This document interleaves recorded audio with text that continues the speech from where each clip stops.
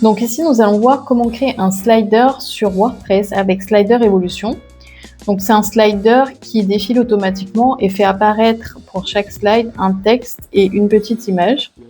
Et en fait, quand le slide disparaît, il efface, enfin en tout cas, ça fait disparaître le texte et la petite image. Si je slide vers la droite, par exemple, ça fait bien disparaître ces éléments. Du coup, je peux naviguer vers la droite et vers la gauche avec la souris. Et je peux également utiliser les petites flèches qui sont en bas pour naviguer. Donc on va voir tout de suite comment créer ce slider sur Slider Evolution. Du coup, sur WordPress, on va simplement créer un nouveau module dans Slider Evolution. Donc là, je vais choisir le Start Guide et je vais choisir Carousel. Je vais laisser cette option et celle-là aussi. On va fermer cette fenêtre. Et là, on va directement modifier les paramètres du slider global. Donc là, on est bien dans les options générales du module. Donc ici, au niveau de l'onglet Disposition, on va simplement modifier les dimensions de la slide au niveau des différentes tailles d'écran. Donc là, pour le laptop, on va mettre 900 et 750. Ensuite, je vais juste activer ici la possibilité de modifier les paramètres. Et pour les plus petits ordinateurs, on va mettre 700 et 620. Ensuite, pour le mobile, enfin pour la tablette, on va mettre 600 et 620. Et le mobile, 480 et 620 de hauteur. On est bon au niveau de ce paramètre-là. On va passer à l'onglet Carousel. Donc ici, on va activer le défilement infini, le Stop on Click. Et là, dans Visible Layer, je vais mettre Set by Layer Visibility. Donc on va définir ce paramètre pour faire en sorte que certains éléments soient tout le temps visibles et d'autres éléments disparaissent. Donc là par exemple le texte et la petite image, comme je l'ai expliqué tout à l'heure, vont disparaître. Et ce paramètre va nous aider à gérer cette possibilité. Ensuite pour les paramètres suivants, on va juste désactiver le fondu. Puis dans l'onglet défaut, on va mettre ici 3000 en millisecondes. Puis pour l'onglet général, on va activer le Stop After End Loop. Donc on va mettre une seule série après la 4e slide. Donc en fait, le slider va faire défiler toutes les slides. Donc moi j'ai 4 slides. Il va faire défiler automatiquement toutes les slides. Et quand il sera arrivé à la dernière, donc la 4e, il va s'arrêter. Du coup, on est bon au niveau des paramètres globaux du slider. On va juste enregistrer et on va passer à la création de notre première slide. Donc là, quand je suis dans Slide, on voit que la première slide est déjà activée. Donc je vais tout simplement ajouter mon premier élément, donc une rangée, qui va me permettre de placer tous mes éléments à l'intérieur. Et ici, j'aurai besoin que d'une seule colonne. Donc je vais supprimer celle-ci et celle-ci. Au niveau des paramètres de la rangée, tout d'abord, je vais simplement dans Style. Donc je vais enlever tout le padding et je vais juste mettre 50 pixels à droite et à gauche. Ensuite, dans Size et Position, je vais juste activer le mode scène. Et on est bon pour les paramètres de la rangée. Donc je vais passer à la colonne. À ce niveau-là, je vais simplement dans Style, pareil, supprimer tout le padding. Et on n'a pas besoin de rajouter de marge, donc on est bon au niveau de la colonne aussi. Je vais tout de suite ajouter la grande image que nous voyons sur le slider. Donc moi je l'ai mis dans une forme parce que c'est un module qui est plus pratique à gérer pour cette taille d'image et surtout pour gérer le responsive, donc l'affichage sur les différentes tailles d'écran. Du coup ici on va simplement placer notre forme dans la colonne. Au niveau des paramètres, donc contenu, je vais enlever tout d'abord la couleur et je vais récupérer ma première image, donc c'est celle-ci. Je vais la placer vers le bas du module en cliquant ici. Ensuite, dans les styles, je vais simplement ajouter donc 10 pixels au niveau du bas, au niveau de la marge du bas, et 10 pixels au niveau de la bordure, donc pour les 4 coins. Ensuite, pour l'onglet Size et Position, je vais mettre une taille de 100%, une largeur de 100%. et une hauteur de 540 pixels. Donc on est bon au niveau de l'image, je vais enregistrer et je vais ajouter notre premier texte. Donc je clique sur texte et je glisse pareil l'élément en dessous de ma forme. Ensuite dans contenu, donc je vais copier mon texte. Pour la position, je vais mettre relative pour que le texte vienne se placer juste en dessous de mon module précédent. Et dans les styles, donc je vais gérer les paramètres. Ici, j'avais mis 13 pixels, 30 pixels de hauteur de ligne, 500 et 2 pixels. Ensuite, majuscule. Donc, moi, j'ai ajouté une fonte qui s'appelle Objective et le texte est en noir. Vers le bas, on va ajouter 40 pixels au niveau de la marge au-dessus. Et on est bon au niveau de ce premier texte. Je vais ajouter le deuxième texte. Pareil, je vais le placer en dessous de mes éléments. Et dans contenu, donc je vais copier mon texte. Au niveau des paramètres, je vais modifier la position à relative. Et dans le style, je vais mettre 40 pixels, 45 de hauteur, 500. Moins 2 pixels pour le layer spacing et ensuite donc c'est pareil, objective en noir.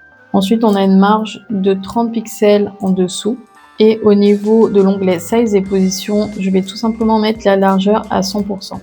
Donc on va sauvegarder cette partie. Donc il nous reste simplement à ajouter la petite image qui s'affiche en haut du slider. Du coup ici, je vais ajouter une image et je vais la glisser pareil dans ma colonne. Au niveau du contenu, donc je vais récupérer dans un premier temps mon image. Ensuite, au niveau de la position, cette fois-ci, c'est en absolute. Et au niveau de l'onglet size et position, je vais tout simplement mettre moins 30 en X et une taille de 200 pixels. Donc là, on est bon au niveau de cette image. Je vais sauvegarder. Et ici, on a tous les éléments de notre slider. Donc on va déjà placer ce slider sur une page pour avoir un aperçu du premier rendu.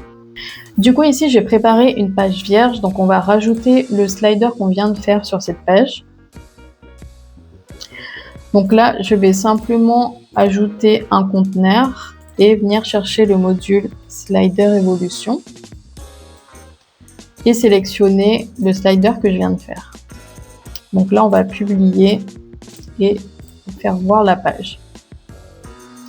Du coup, on a notre premier slider et on ne peut pas naviguer puisqu'il n'y a qu'une seule slide.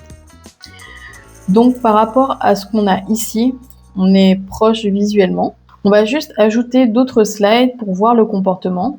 Donc je retourne sur Slider Evolution et je vais tout simplement dupliquer les slides pour qu'on puisse avoir un aperçu du rendu avec plusieurs slides. Donc là, je duplique 4 fois. Je vais sauvegarder et actualiser cette page. Du coup, ici, j'ai ma slide et je vois qu'il y a un défilement. Et quand je fais glisser avec la souris, je vois les autres slides. Donc je vais tout simplement modifier au moins l'image de la deuxième slide pour qu'on puisse avoir un meilleur aperçu de ce qui se passe. Donc là, je vais mettre par exemple cette image. Et là, du coup, j'actualise la page. Donc là, si je navigue sur le slider, je vois ma deuxième image. Mais le problème, c'est qu'on ne voit pas les slides avant et après. Donc, qui s'affichent sur le coin de l'écran, comme sur notre premier exemple. Donc pour remédier à ce problème, il faut simplement paramétrer cette grande image en étant visible tout le temps. Donc c'est pour ça qu'on avait activé ce premier paramètre dans les options du carrousel Set by Layer Visibility. Et du coup, on va paramétrer la visibility du layer en question. Donc le layer en question, c'est cette shape, donc cette grande image qui reste affichée tout le temps, comme sur l'exemple ici. Du coup, pour cette shape, on va dans l'onglet Visibility, on va tout simplement activer Always Visible on Carousel. Et là, il m'affiche un message d'erreur en me disant, alors je vais recliquer, il me dit que la colonne parent et n'est pas visible. Du coup, le truc c'est que si j'active que ça ne va pas fonctionner. Il faut que j'active la colonne et la rangée dans laquelle cet élément est. Donc cette colonne, je vais lui dire qu'elle est tout le temps visible et cette rangée aussi. Du coup, dans tous ces éléments-là, on a la rangée, la colonne visible avec la shape qui est visible, mais les autres éléments ne seront pas visibles. Donc là, je sauvegarde et on va regarder ce qui se passe. Donc j'ai activé les éléments que pour cette slide. Du coup, j'actualise la page et là, on voit déjà que l'image de la seconde slide apparaît tout le temps. Par contre, on ne voit pas celle qui est à gauche parce que j'ai activé que pour la deuxième slide. Donc ce qu'on va faire, c'est on va supprimer les slides qu'on a dupliqués parce que de toute façon, on va devoir gérer le responsive de notre première slide avant de tout dupliquer. On va tout supprimer, donc c'était juste pour avoir un aperçu du comportement des slides. Et on va se remettre sur notre première slide. Du coup, sur cette première slide, je vais remettre les paramètres de visibility qu'on avait activés tout à l'heure. Comme ça, elles seront actives sur cette slide et sur les prochaines qu'on va dupliquer par la suite. Du coup, on est bon pour cette première slide. On va à présent gérer le responsive de ce slider. Donc là, pour l'instant, lorsqu'on voit la version responsive de ce slider, c'est pas terrible. On a les textes qui rétrécissent et l'image est un peu petite. Donc on va gérer ça tout de suite. Je vais retourner sur Slider Evolution et on va reparcourir tous les éléments pour pouvoir gérer les différentes versions. Donc sur Slider Evolution pour gérer les versions, du coup ici je suis sur ma rangée et en haut j'ai un petit écran d'ordinateur ici et il faut simplement cliquer sur les différents appareils pour pouvoir accéder aux paramètres de cet appareil. Donc là pour l'écran d'ordinateur qui est plus petit, donc qui s'appelle ici carnet, je vais gérer les paramètres pour la rangée. Du coup, je vais me mettre sur l'onglet style et dans les marges, je vais mettre 40 pixels. Donc ensuite, pour l'image, dans l'onglet size et position, je vais mettre donc moins 30 pixels et une taille de 170. Ensuite, au niveau de ce premier texte, je vais tout simplement mettre dans l'onglet style 13 pixels, 30 pixels, 2 pixels en letter spacing et en dessous pour la marge je vais mettre 40 pixels. Ensuite pour le deuxième texte je vais remettre également les paramètres, donc on a 45, 45, 500 et moins 2 ici. Pour la modification des deux textes, donc ce qu'on avait oublié de faire aussi tout à l'heure, c'était enlever le fait que le responsive soit géré par le système. Donc là, je vais désactiver toutes les options pour d'autres textes également. Du coup, pour le premier texte, je vais simplement vérifier les paramètres. Donc on a bien 13 pixels, 30, 500 et 2 avec 40 pixels de marge en haut. Et pour le deuxième texte, on a bien 45, 45, 500, moins 2. Par contre, au niveau de la marge, on a 30 pixels en bas. Donc, on est bon au niveau des éléments pour la version laptop. Du coup, je vais aller sur la version tablette et on va faire la même chose. Pour ici, tout d'abord, on va modifier les paramètres de notre petite image. Je vais aller dans l'onglet Size et Position. Et ici, dans X, je vais mettre moins 20. Et dans la largeur, je vais mettre 170. Ensuite, au niveau de notre shape, donc de notre grande image, et dans Size et Position, ici en hauteur, j'ai 420 pixels. Ensuite, je vais passer à notre premier texte et dans l'onglet Style, je vais tout simplement mettre donc 13 pixels et 30 pixels. Donc les aimants ont été modifiés parce que j'avais pas activé, en fait, j'avais pas désactivé les paramètres ici. Du coup, ça a un peu bougé alors que ça ne devait pas. Donc c'est pas grave, on va remettre les paramètres comme c'était. Et du coup, pour notre deuxième texte, on avait donc du coup à ce niveau pour le deuxième texte, j'ai réduit un petit peu, j'ai mis 35 pixels pour la version tablette. Et pour la marge qui est en dessous, on a 40 pixels. Donc on est bon au niveau de ces éléments pour la tablette. Je vais enregistrer ici et on va regarder la version mobile. Donc pour la version mobile, au niveau de notre petite image, dont l'onglet style et position, size et position, pardon. Ici on a -15 et pour la taille 150 pixels. Ensuite pour notre grande image, on a ici 420 pixels de hauteur. Pour notre premier texte, on a bien les mêmes paramètres et pour le deuxième texte, on a 32, -1 en letter spacing et on est bon au niveau de ces paramètres. Donc là, je vais enregistrer les modifications et on va visualiser l'aperçu. Du coup, ici, on va visualiser nos modifications. Donc là, si je réduis la fenêtre, donc j'ai bien les éléments qui s'adaptent. Et là, par contre, par rapport au mobile, donc si on regarde sur le slider de base, on a beaucoup moins de marge. Donc on a oublié de modifier une marge au niveau de la colonne. Du coup, c'est plutôt au niveau de la rangée. Donc à ce niveau-là, dans l'onglet style, on va tout simplement mettre 20 pixels à droite et à gauche. Donc je vais enregistrer, actualiser et on va revisualiser la version mobile. Du coup là, quand je rétrécis, on a bien les éléments qui s'affichent correctement. Là, on a notre slider qui est un peu collé au menu. Donc je vais juste rajouter une marge sur Elementor pour faire en sorte que le slider ne soit pas totalement collé au-dessus.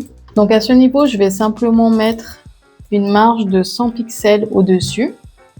Donc je vais enregistrer, voir la page. Du coup ici, si je rétrécis, on a bien une petite marge au-dessus. Du coup, on est bon pour la version mobile. Il va nous rester à dupliquer notre slider qui est maintenant bien paramétré et rajouter les autres textes et images. Donc ici, je vais me remettre sur bureau et je vais tout simplement dupliquer notre première slide. Donc comme tout à l'heure, je vais cliquer sur la petite icône dupliquer. Donc je l'ai dupliqué 4 fois et pour chaque slide, je vais tout simplement modifier les images et les textes. Du coup, je modifie de mon côté et je reviens tout de suite. Donc c'est bon, j'ai modifié toutes les images. Je vais sauvegarder cette partie et on va actualiser ici. Du coup, on a bien nos autres slides et les éléments qui s'affichent. Donc là, on est bon au niveau des slides. Quand je navigue de l'autre côté, ça fonctionne également. Ce qui va nous rester à faire globalement, c'est paramétrer les animations pour le texte et la petite image ici. Parce que là, quand on voit sur le slider, on a une petite animation déjà pour l'image. Et on a le texte qui s'affiche aussi d'une certaine façon, comme une sorte de vague. Du coup, ça, on va voir ensemble sur la prochaine vidéo au niveau des animations de cette partie-là. Et on va voir aussi dans la vidéo suivante comment paramétrer les éléments qui restent fixes. Donc ici, on a un bouton et les flèches de navigation qui restent quel que soit le slider. Donc on va voir ces deux éléments-là sur les prochaines vidéos.